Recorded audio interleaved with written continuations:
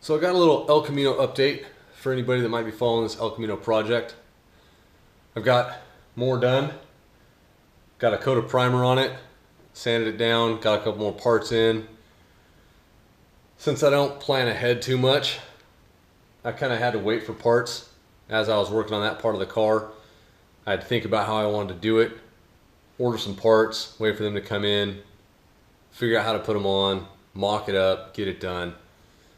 Well, in the meantime, I'm waiting for my latches for my front end. I went ahead and primered the entire car. I sanded it down, got rid of some of the little surface rust that was on there from it sitting for 5 years in bare metal.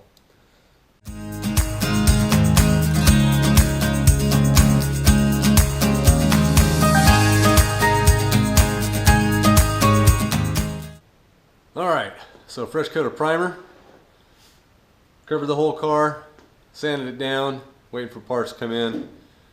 Got a couple parts. What I went with for the tilt forward front end to hold it down was Hummer H1 tilt forward front end brackets. Now these are like an Army surplus. Got them off eBay. This bracket right here I had to order straight from Hummer.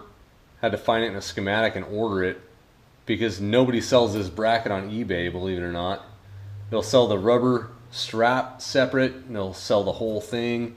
They'll sell it off a used Hummer. This just happened to be brand new Army surplus. So I got these in,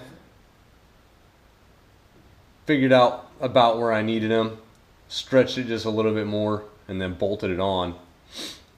And I reinforced back behind here, and I reinforced the inside of the tilt forward front end. So that pops right off. The tilt forward will pop up. To show you what all this looks like, I'll swing over to the other side here real quick.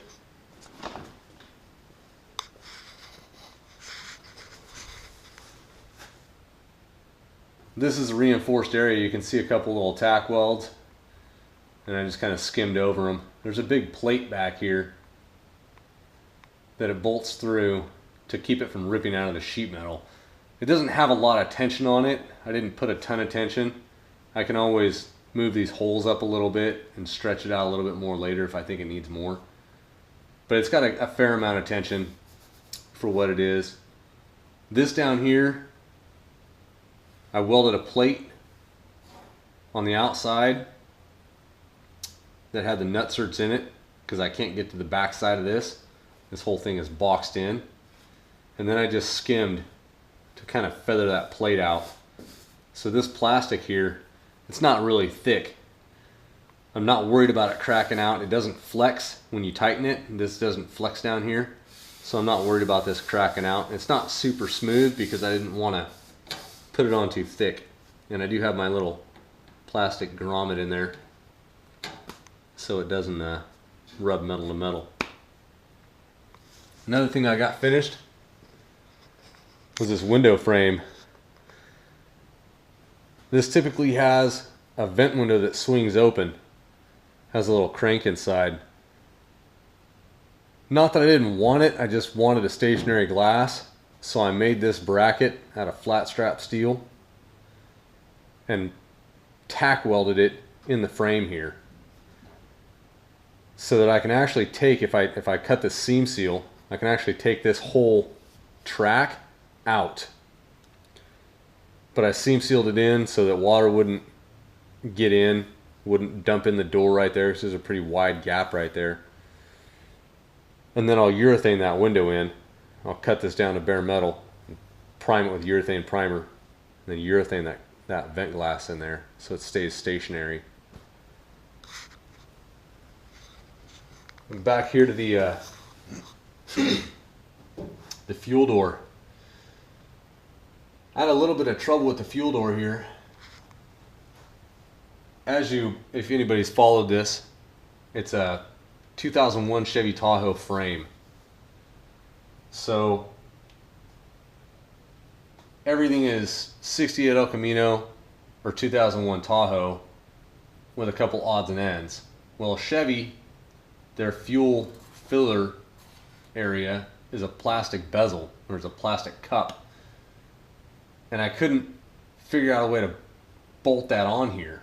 It wouldn't bolt on here. So I went searching for this backing plate off another truck and found this one off of a Ford, I think a Ford F-250. So I punched some holes so they lined up with a Chevy fuel neck and got it fitting up in there the way I wanted it. Tack welded it up and reinforced a couple areas so it doesn't move. And then went ahead and cut the old seam seal out of here. It was chipping out anyways. So I cleaned it all up and I re-seam sealed this. And then I seam sealed around here.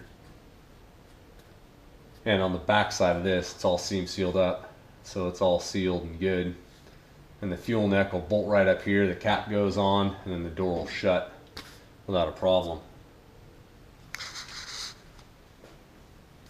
Another thing I did, I went to search for an e-brake because the Chevy Tahoe e-brake fits on the side of the A-pillar and you push it with your foot.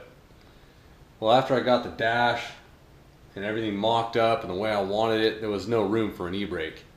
So I had to find a way to mock up an e-brake. And what I found online was a little chrome e-brake here for a hot rod.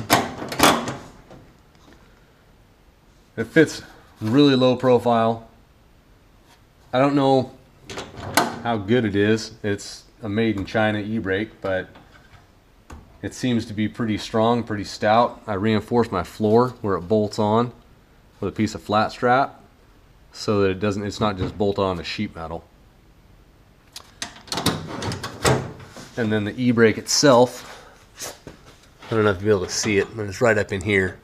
And I had to fabricate my own little bracket to hold the cable. So I drilled a hole in this bolt, sent the cable through, and clamped it down, tightened that bolt down as tight as I could. And that goes back to here where you have adjustment. And it does pull really strong, pulls really hard. I won't know how hard it pulls until after I get the wheels on it. After I paint it, put the windows in, get the wheels on it, pull the e-brake and see if I can move the truck around just by pushing it or however. But that's as far as I've gotten on this. I still need to make a tailgate, but I'm going to prime these areas up where I've got this last little bit, the fuel neck, sides of the tilt forward front end, those little vent glasses, prime all that stuff up. And get it ready, keep it sealed so it doesn't start rusting. It had a little bit of surface rust on it, so I wanted to take care of it and get it covered. It's about all that's going on right now. I'll get you another little update probably next weekend. I'm hoping to maybe paint it, at least paint the majority of it. I won't be able to paint where the tailgate's going to go because I don't know how I'm going to hook up the latches and stuff on that. But it's all going to go a flat satin black. Look more like the Mad Max style I want it to look like. One more thing. I don't know if you can see it in the video where I welded these two together, or all the components together. You can still see a little bit of a ripple. So I'm going to respray that with some primer. Just get rid of a little bit more of those ripples. Not that I'm worried about it looking clean. I mean, you can see there's a pretty good wave right there. But I figure I'd get rid of the little ripples from the weld and the seam seal and all that. Don't forget to like and subscribe. You want to get the next video out on this. You guys take care, have fun, be safe, wear your safety equipment, go make something.